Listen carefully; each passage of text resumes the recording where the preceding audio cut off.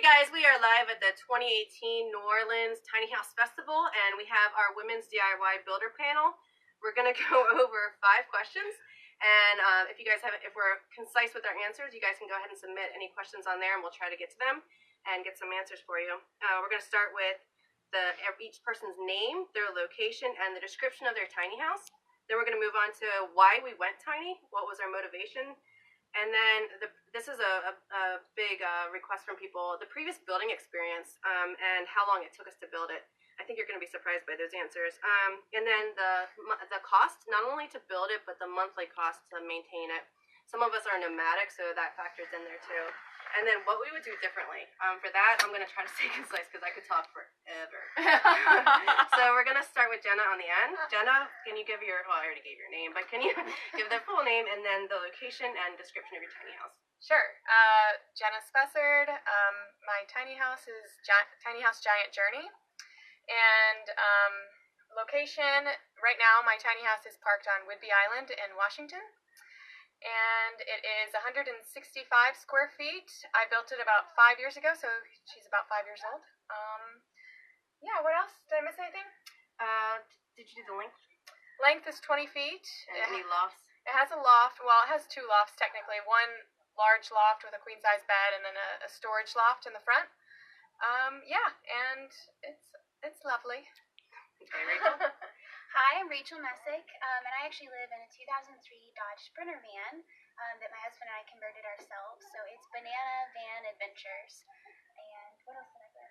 Where is it located? Oh, right. So we're actually very nomadic. So we are all over the place. Originally, we are from Tennessee. So we built it halfway in Virginia, halfway in Tennessee. But now our goal is to go all over. So we've been all up and down the East Coast, and next year we're going to go all up and down the West Coast. So cool. I'm Nora Eschenheimer. I'm one of the co-founders of the Tiny Traveling Theater.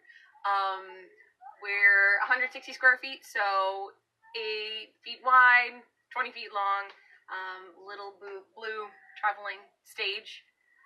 And we're from Rhode Island, but we're also living nomadically right now, so we're on our way towards California, but we're going the slow route, so we'll see you along the way. I'm Andrea Burns. Tomato Box is my house, and she's adorable. She's a 20-foot trailer, but she's not quite as wide as most of them. She's only like 7.5 feet, and I have a little porch, so I'm rocking 130 square feet. Wow. I know, right? So cool. I've got 2 lofts, one with the queen-size bed and 5 windows, and it's very luxurious. And the other one is just a storage loft, packed full. We hang out in Atlanta, Georgia most of the time. And then I take little breaks and I go to festivals. My name is Jill Canto. I'm the founder of SearchTinyHouseVillages.com. My tiny house is living illegally in Maryland, and it is 28 feet long. I've got 2 children, so I've got 2 lofts and a downstairs bedroom. And I forgot the rest of what I'm supposed to be asking on this. Yeah, that's it. It's red. I was like, you did good. It's red. So we're going to move on to the next thing. Why did you go tiny? So we're going to switch up the order a little bit. Rachel, can you start with this one? Yeah, so the idea to go tiny was actually my husband's. And at first I thought he was crazy, not gonna lie. So I had never been to a tiny home festival. I didn't know anything about the tiny home movement. My husband just said, hey, you know, I could build this van into a nice home. And I was like, no, that sounds really small. And I forgot to say this earlier, but our van is 77 square feet. So it is very small for 2 people. So when I first was looking at it, I was like, nope, this will not work. But, you know, as he started talking to me, you know, he was saying, we've been married for 6 years, and, you know, we really almost have separate lives, separate careers. We didn't spend a whole lot of time together. There were just basic things about each other that we didn't know. And so he was like, spend a year with me. You know, he bought me in for 1 year. So we've been in it for 4 months now and kind of looking at extending the journey. And he said, let's do this before kids, you know. So we've been married for several years but don't have kids yet, and wanting to really figure out what we want to do with our lives and invest in each other and have time to invest in other people. So that's the reason that we wanted to be nomadic.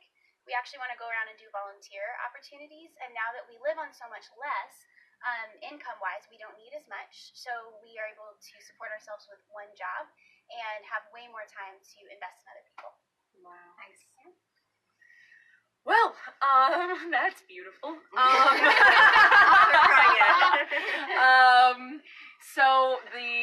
tiny traveling theater sort of started to evolve when I was traveling through Europe. I did a lot of solo backpacking, so I guess that was my start of minimalism.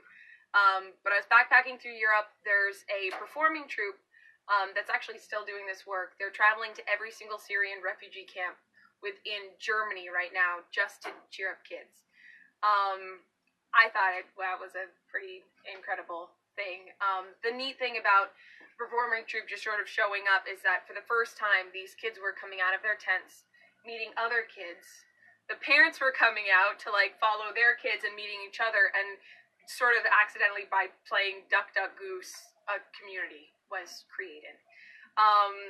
So when I heard about that, I was like, great, I'm gonna get my visa and I'm gonna move out to Germany. But when I started to think about it logistically, and think about how much need there was for that in America, I went to my boyfriend. We had just started dating. I was like, I have this amazing idea, Jesse. We have to talk about it right now. And fortunately, we had just started dating because it was 3 a.m. and he said, okay, yeah, we can totally meet for coffee. If I had said that now, he would have been like, can it wait till like 6? But we met and we started sketching out the plan for the tiny traveling theater. So our goal really is to go to places in need that need some cheering up. It started to evolve into a tiny house when we realized we needed to go with our own food, shower, restroom, place to sleep, so that we weren't asking anything of anybody when we would arrive to a place in need. So. Yeah, and I don't think you mentioned it. You have a theater that kind of like a stage that comes out from under your tiny house and goes out either side. It's really amazing, and it's been a really great thing to be added to the festivals because it's a great speaker for all of the people that are coming along. I paid her to say that. Yeah. Thank you. Yeah. So it's been a real joy being part of these festivals. This is sort of we're calling it our promo tour, figuring out what works, we'll talk about this later, I'm sure, but like there are expenses when you're towing a tiny house. Yeah. That are sort of something that's not really talked about. So yeah, we're figuring it out. Motivations. Okay. So the spiel I usually give everybody, I'm going to give you guys a little bit more of it, is 20 years ago, I thought living in a van down by the river was a great idea. I was like, yeah, I'm totally going to do that. But I didn't much care for the health environment of living in metal with this much insulation, with like full time. But I also didn't know what living tiny looked like, so I didn't know how much of that time would be spent outside of that structure.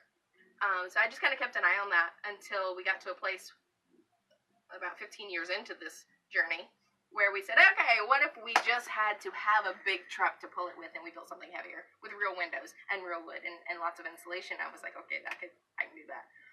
But that was really just the journey getting there. The part I usually leave off is why. Oh my god. This is a joy. Yeah. Like, cool.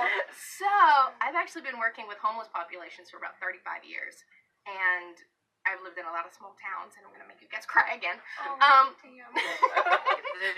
So, one of the things that struck me is I met this guy who, he's a Creole musician, and he's really a lot of fun. But what he does for his shows is he shows up where there have been natural disasters and people just need a little cheering up. And he plays a show and he cooks a big pot of gumbo during the show and then he feeds everybody. And I thought, fuck, that's amazing! And so I thought, okay, well, I'm actually consulting with a lot of these groups that are building tiny house villages in their cities because each one of them needs a little something different. I could also be a mobile food kitchen while I'm consulting, and that's one of the reasons why all my cooking stuff is mobile, so I can put it outside and put a big fucking pot on it. And so, yeah, it's, there's a lot of freedom that goes with that, but at the same time, I get to fulfill needs that, like, who else can do that? You know? So, that's part of it. Oh, I knew I loved you. So I'm going to go to Jenna, but I just want to remind people that you can submit your questions because hopefully we'll stay on track for time. So if you're listening right now and you didn't hear it before, that you can submit questions. We're going to answer them. So go ahead, Jenna. Oh, okay. Hard to follow that. I was like, Jenna, you take it. You're like, I know. I'm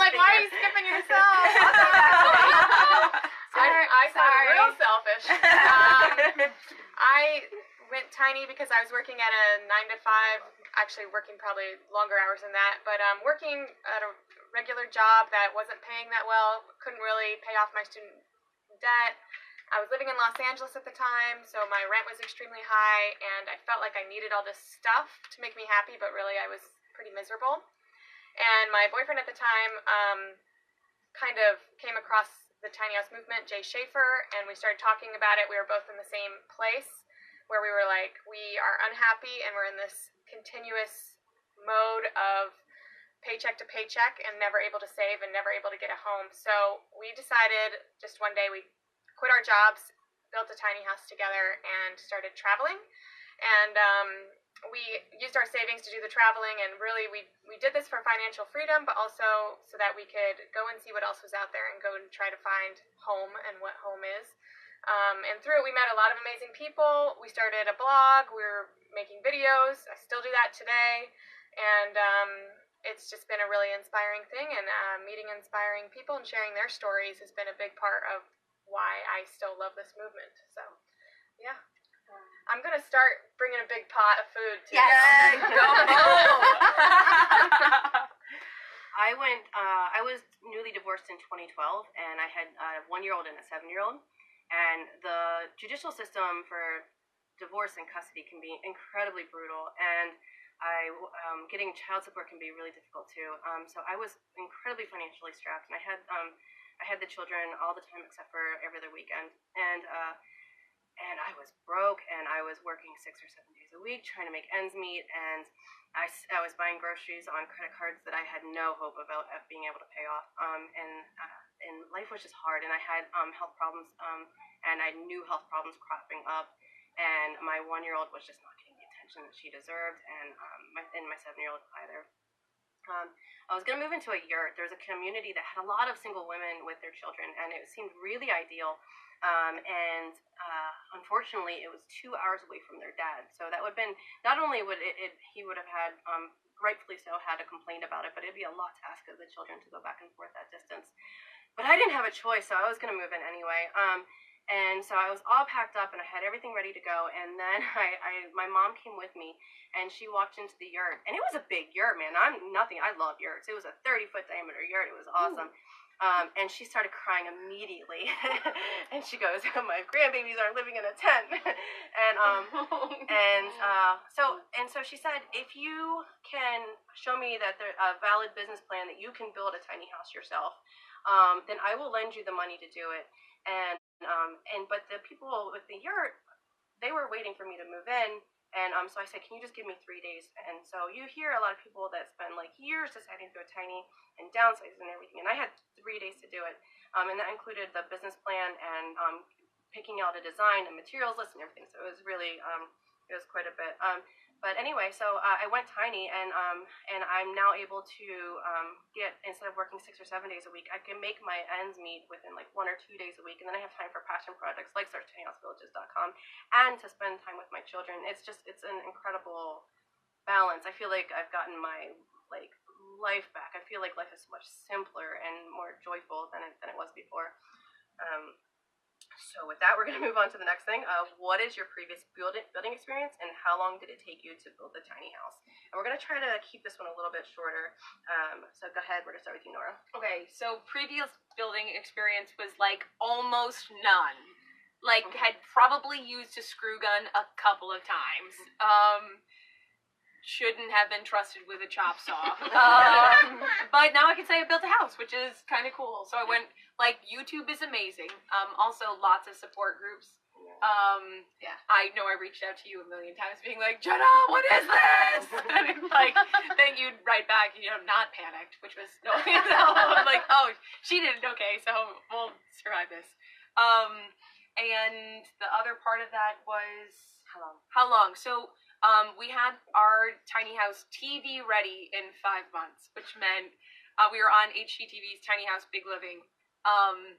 They wanted it done in 5 months, so we got it done in 5 months, but then we needed another 4 months of actually finishing it after that. Yeah, so your 9 drawers months. were just like for show, right? Yeah, we literally took our drawer fronts and nail gun them on. So that's what It we was did. a set. Yeah, no plug. Yeah, exactly. We're Yeah, like, my oh, we've guy. done this before. Duct tape. Like, don't open that. Our Nature's Head composting toilet hadn't showed up. It like got lost in the mail. And it was like, oh, just shoot around it. Sorry. So movie magic, but we were done in 9 months. I'll say that. Long story shorter. Okay, Andrew. Okay. So no real building experience, but a lot of repair work. So I knew how the tools worked, and I could fudge something, but I never built anything. So this is my first building project. My very first building project was the table that's in my house because I didn't even have the trailer done when I did that. So yeah, none. No, I can budget, I can design it, but now I can build it. So how long? I'm still in process. I started it a couple of years ago, 3 years ago, and really I only get to work on weekends when the weather's cooperating and I'm not working overtime and I'm not out of town. So I would estimate I put about 2 years worth of weekends into it over a 3-year period. And I've got about another summer to go. Yeah. Okay, so you didn't make me cry on that, so I'm going to go next. My previous building experience, my dad had a tool shop in the basement, and I used to love to go down there, and I don't know how they, like, trusted me to do it, but I would just go down there and build whatever I felt like. But it was all bad. I mean, it was terrible. I had a lot of mice and, like, animals and stuff, so I would build them, like, mazes and temporary shelters out of wood, which was just really stupid. So that was my introduction to tools, and I still have all my fingers. And then I laid laminate flooring and hung drywall. So it was just very, very small.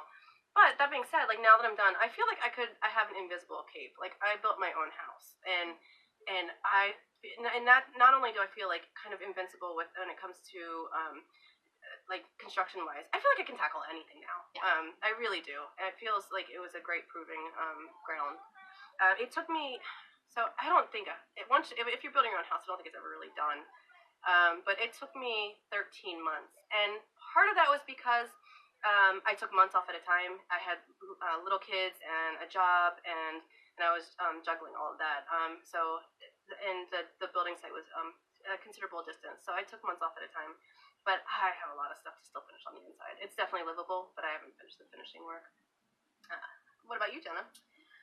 No building experience prior at all, so I had to learn the chop saw and everything as I went. I also had a lot of help, so I don't like to take full credit for the build at all. Like, I was building it with my boyfriend at the time. He did a lot of the work. He also had no experience, though, so we were learning it together. And then I did builds on Sundays where all my friends would come over and I'd feed them pizza and beer after we were done building. They'd have beer. So I had a lot of help, but it still took me a year to the day actually. The trailer was delivered September 1st, 2013, and it was finished September 1st, 2014. So Wow. 1 year, and no excuses for that. That's just how long it took. It took a long time. Did you think it was just going to take? I thought it was going to take 1 month, maybe 2. I thought 3. Yeah. And then every 3 months we were like, another 3 months. Yeah. It'll probably be another 3 months. And then by the third time we said that, we're like, I don't know, man. Whenever people ask me what my target end date is, I'm like, a year and a half ago. Yeah, a year and a half ago. And they're like, okay, I get it. Yeah. How about you, Rachel? So ours is a little different just because it was a van conversion. So, we actually got it off of Craigslist, already gutted, with the flooring in. So that was really, really nice. So we've redone it 4 times now. So that's always a bit of a trick question for us. We've had it for 14 months, and my husband, he initially built it all out, and then we took it out for a 10-day trip and realized that just the flow was not working with 2 people in there. We were just hitting things, constantly. And so he literally gutted it again, rebuilt it 4 different times. Each time he did that, we didn't have to change the flooring or insulation, but each time he did that, it took about a week. So, yep. So awesome. And I discovered that as far as previous build experience, no, none. And my brain does not work very well like that. I mean, I even cut my finger today. I have no idea. I tried, like, I did do a lot of the painting and things like that in there, and I just would get paint everywhere. So It is possible, but one thing I like to say is, I mean, I'm very not handy, but my husband convinced me to do some of the projects myself, and just the pride that I feel, like, when I look around the van, I'm like, I made that. Like, when people come tour, I'm like, hey, see that? Like, I made that, like, by myself. It took me 2 days to make tags, but I made them, and every time I look at them, they just mean so much more to me now. So, Yeah. I think that's important. I just want to say, when you're building with a couple, like as a couple, to have your own separate projects as well. Because first of all, if you're able to make it through a build as a couple, that really shows that you've been through a lot together. Preach. Love you, Jesse. But also having that feeling that I did this on my own is a big thing. You know? true, yeah. Huge. So let's start with Andrea. What was the cost to build it, and what is your monthly ongoing cost if you know them? Excellent question. Hard to answer because I'm not done, but I know how much I'm in at this point. I've still got a lot of the interior stuff to do. I have a lot of salvage materials that is going in there, but I'll still need to buy some stuff. So I know I'm 28,000 in right now. I think I'll finish up in the low 30s, 32, 33. And like infinite amounts of labor. So yeah, I think I'll finish up in the low 30s. And what I had estimated going into it is, like, I looked at if I had purchased everything retail, how much would it probably cost? And I was estimating around 41 or 42,000. So I'm still coming in way under my own budget. So that's cool. And monthly, mine are ridiculously low because I'm not actually renting space for my house. I'm renting the dankest workshop you've ever seen. Like, the ceiling is literally falling in. It's not safe to be in there. But it's a place where I can legally be. And I have my tools and stuff there. And it has a parking spot where I park my house. So that's where I work on it on the weekends. And I'm only paying like $200 for that workshop space. And it comes with power. My neighbor lets me use their hose. Like, I'm not really paying for utilities. I'm paying $200 for a parking space is what I'm doing. So my expenses are ridiculous. That's awesome. Yeah, it's kind of nice. Oh my God, find me one. Woo! Yeah.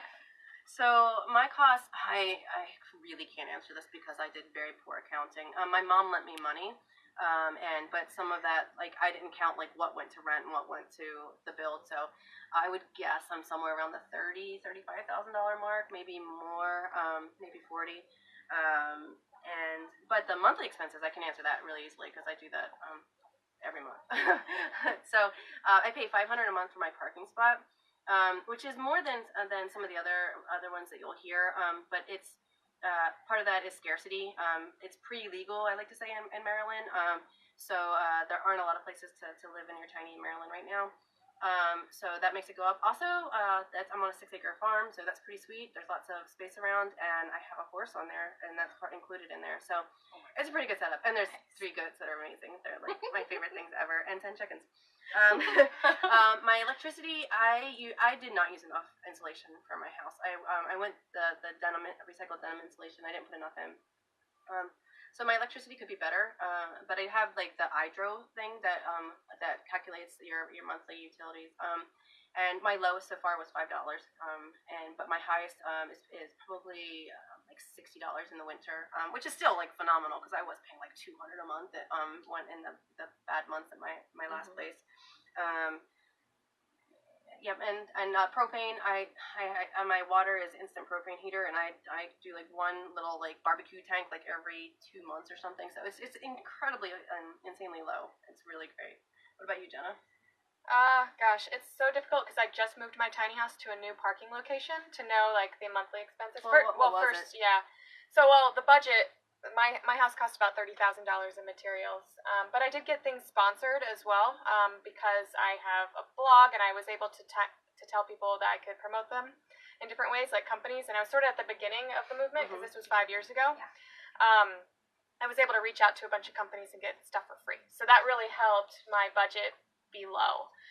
So it's really hard for me to say what I actually spent versus what the house cost because there's different things in there that were free, but they're worth a certain amount, but I didn't have to pay for them. So if you were to replicate my house, I would say it cost about $30,000. Monthly expenses wise, I've lived in a bunch of different ways with the tiny house. Like I traveled with it, and that meant really high expenses because gas is figured into that as well. Yeah. But my lowest expenses were when I was living at Mount Hood Tiny House Village because I was doing a work exchange. It was free. So you can't get better than that. Absolutely free, except for that propane tank that I had to fill every 2 months. So that cost me about $5. So, and aside from like obvious monthly expenses, like if I wanted internet, I would have to pay for internet, that sort of thing. I had no expenses. But I recently moved from there, and now I'm living on a farm, and they offered, I believe, a similar woofing like work exchange experience. But for me now, since I have almost like no expenses, I was more willing to pay than to do the work. It's, at some times in my life I had more time than I had money, and it just so happened at this point in my life I have more money than I have time. I've paid off all my debt, so I can actually pay someone for the space, and I don't have to go do work for it. I'd rather do that at this point in my life and have more time for myself. So I'm paying them $425 per month to park on their 20-acre farm, and that includes my utilities. And then because I know this is long, I'm sorry. That's great. Because I live part-time in my tiny house now, I travel abroad 3 months out of the year, and I also live with my boyfriend in his 500-square-foot mansion in Seattle part-time. So I kind of am only there like a third of the time. We've worked it out where I Airbnb it when I'm not there. So the farm owners get a cut of that as well for letting me be on their property, and they do all the changeover, the cleaning. So it is sort of a work exchange because they're getting a little bit of the profit from the Airbnb, but I'm also making money off of the Airbnb. So when I say my rent is $425, really it's not, because I end up making more off of the Airbnb and I end up making money in the end. Can you tell us how much it costs to haul your tiny house? Yeah, so when I was traveling with my tiny house, I was getting about 8 or 9 miles per gallon. So it depends on how many miles I went in a month, but on average I was spending about $600 or $700 a month on gas. That's not including maintenance. That obviously costs stuff too. Tire changes, oil changes. If something goes wrong, you got to replace it. Insurance, so I pay for insurance now, obviously, too, but it's higher insurance when you're traveling with a tiny house. You have to pay for all the things that can happen on the road. So it's definitely more expensive. I would say it was close to what I was paying in Los Angeles for rent, like close to $1,000 a month when you factor everything in, which is why I did it for a year. I loved it. But for me, it wasn't sustainable at the time.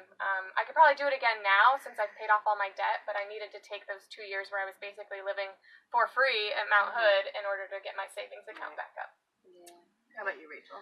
So the van itself cost $10,000, and like I mentioned, we found it on Craigslist, partially done, which was amazing. Yeah. And then the build itself cost about $3,000. So a common question we get is, okay, you built it 4 times. Does that mean that's $3,000 each time? But actually, what my husband did is he built it out of pretty cheap materials, and we didn't paint anything. And so we would like live in the space for a few days or a few weeks and decide if we liked it or not. So that when we gutted it, we could reuse all the same materials. And then when we decided it was exactly the layout that we wanted with all the moving pieces that we had added, then we painted it and really polished it up. So I guess total $13,000, definitely coming under $15,000. Ironically, almost $1,000 of that was just for our composting toilet. Yes! So literally a It's third. important though. It is, but Yes. it is funny because we tell people, oh, we could have been 2,000, but that 1,000. And as far as cost, we're still early in the journey, and my husband's great at tracking the budget sheets and everything like that. We are nomadic fully, and we never pay for parking. So we do always find, we are tiny little sprinter vans. We can kind of fit, wherever, and we use Boondockers Welcome to find places to stay for the night. So I think the last budget that we came out with gas and just everything, food, insurance, was $16,000. Or $1,600 for the month. So, and that was with us going to, I think we went to 4 states that month. So it was quite a bit of traveling, and we went to New York City that time, and we were tourists, but still coming in at $1,600. Wow. So we get about 20 to 22 miles per gallon on average. That's awesome. What's me? Like, that is not what we get in miles per gallon. Yeah, so our build, we ran out of money when the house was done. It was like really convenient that the house was finished and we had nothing left in our bank account. Oh my So God. we know we spent like $25,000 because that's what we collectively had. So that was the price of our theater, and like there have been little expenses that have shown up here and there, but I would say 25,000 just to like complete it. And that was with like lots of help, lots of wonderful people jumping in, like Susan Spur making our curtains, and this wonderful guy Ray Givio like jumping in at moment's notice, being like, yes, I'll help you finish your home so you can be on TV. So lots of help there. Monthly expenses, we're kind of in the same boat that you were, where it's like, wow, it's really expensive to haul a 10,000-pound box of wood down a highway. I wouldn't trade it for the world. It's really incredible. But yeah, we're trying to figure out those expenses now. We get about, on a good day, when we're going downhill, we do like 9 miles to the gallon, and we're like, this is great! Like, take a photo of the dash, babe! Like, 9 miles to the gallon! So, yeah, it's really expensive. We're also, right now, we're renting vehicles. So all I want for Christmas is a, Truck? you know, F-250 Yeah. Super Duty. Yeah. In dark blue. To match the house. If anybody's listening out there, we'll accept anything else. Ford? But we have been renting vehicles, and it's convenient. I mean, it's great. Enterprise. You can rent a truck. Anybody out there who's like only going to be going short distances, you can rent a truck, and it's not that expensive. Yeah, it's pretty. Yeah. It's pretty genius, actually. So you can rent a truck.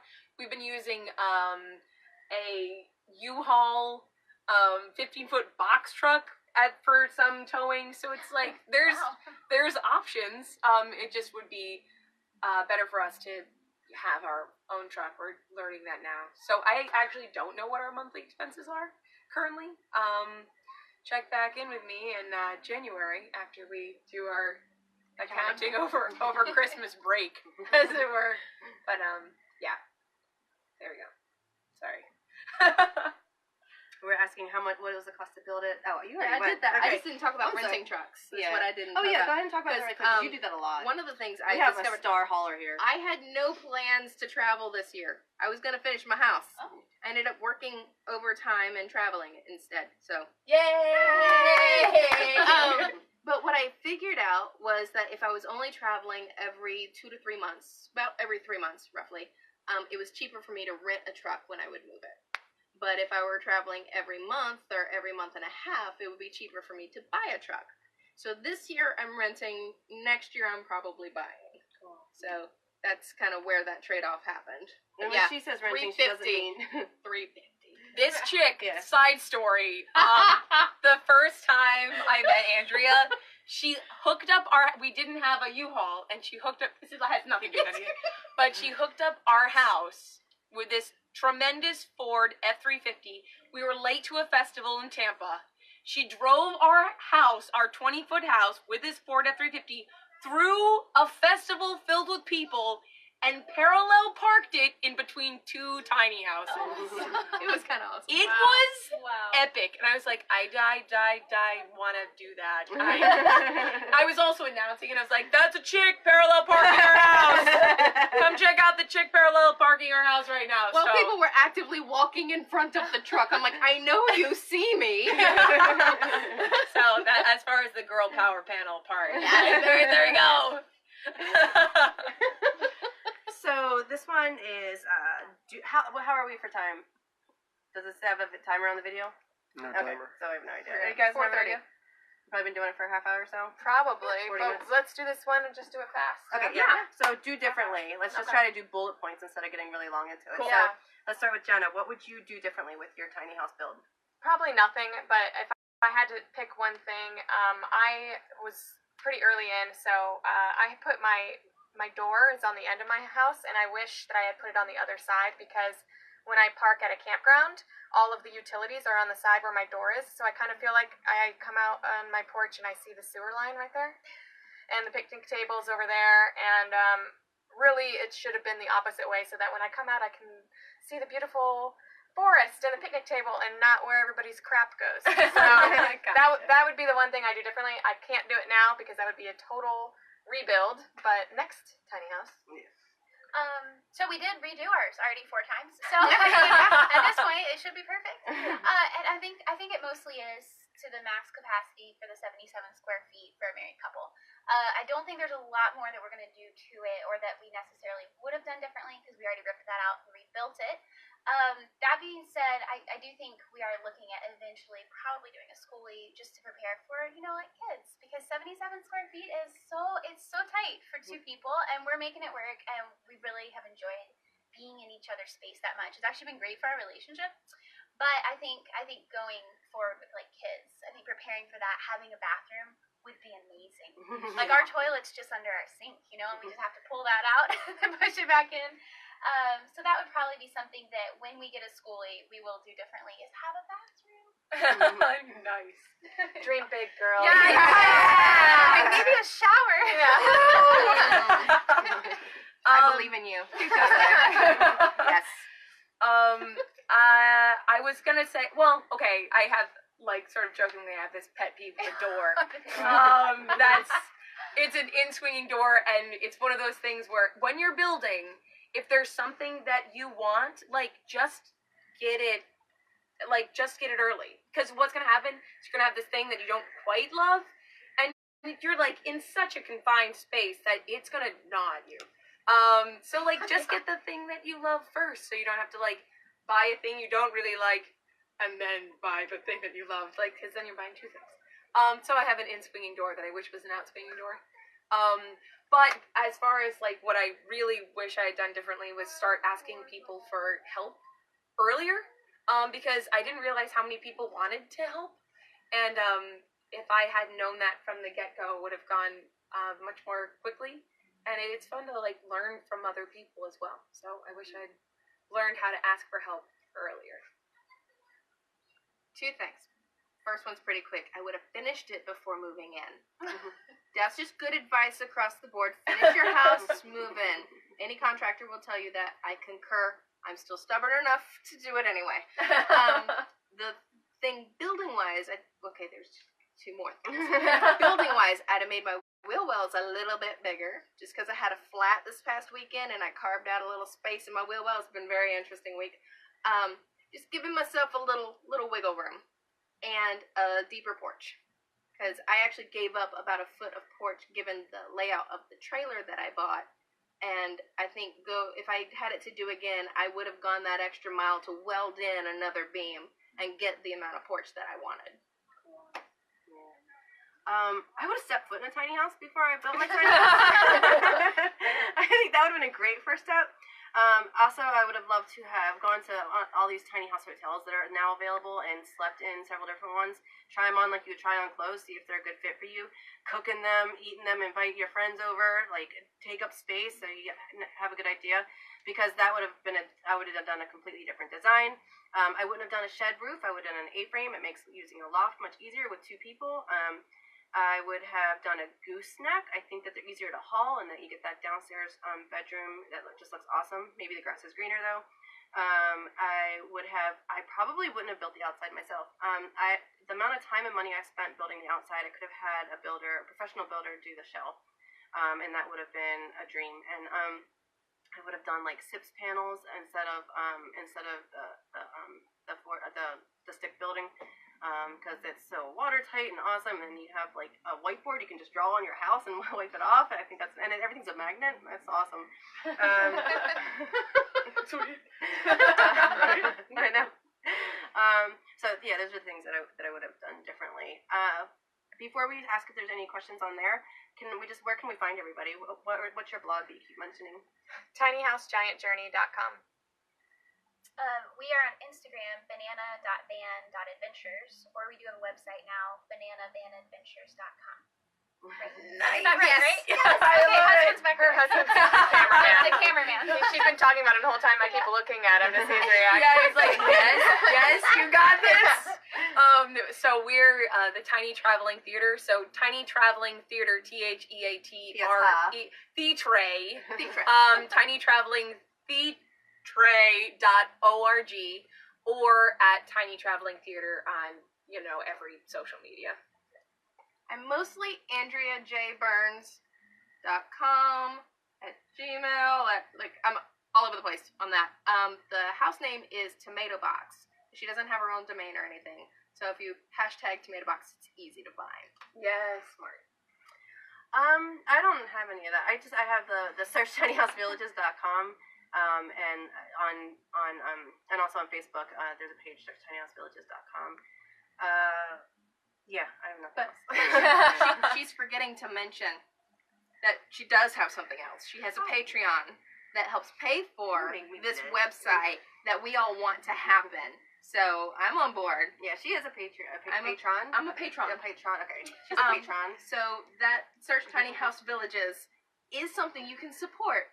If you have one of those questions like, hey, where do you park it? Does anyone ever get asked, hey, where do you park it? Oh, yeah. All the time. There's a website. It's under development. It's got a lot of shit on it already. She's doing it. Yeah, you can support this. Thanks.